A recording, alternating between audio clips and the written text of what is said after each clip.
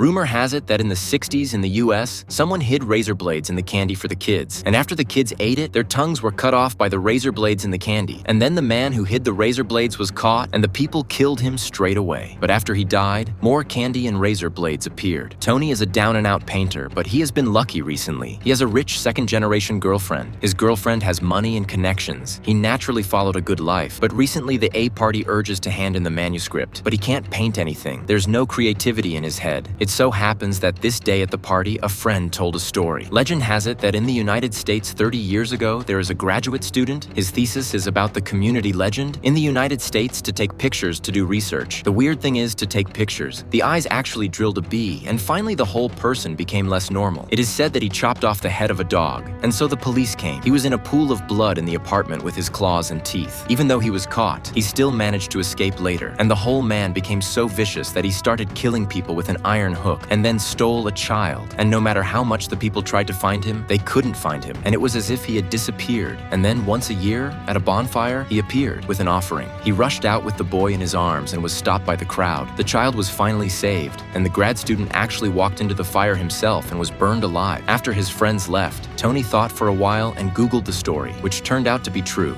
And the next day, he started investigating further, and the neighborhood where the story took place was actually nearby. There were also photos that the graduate student had taken at the time, and then he was ready to go to the scene to check it out and compared the photos, and here it was. He was standing in the same place as the graduate student taking the photo, and just then a bee came and landed on his hand, and a sharp sting brought him back to his senses, and the wound on his hand was reddened, and the bee was dead. He went over the fence into the neighborhood, which was lifeless. He walked into a house, carefully checking out the graffiti on the wall. A sudden noise startled him, and then he turned his head back. There was more graffiti on the wall in the shape of a man. He rushed to take a picture of it. He came out and heard a siren and hustled to hide, and he was shocked by the sudden appearance of a man behind him.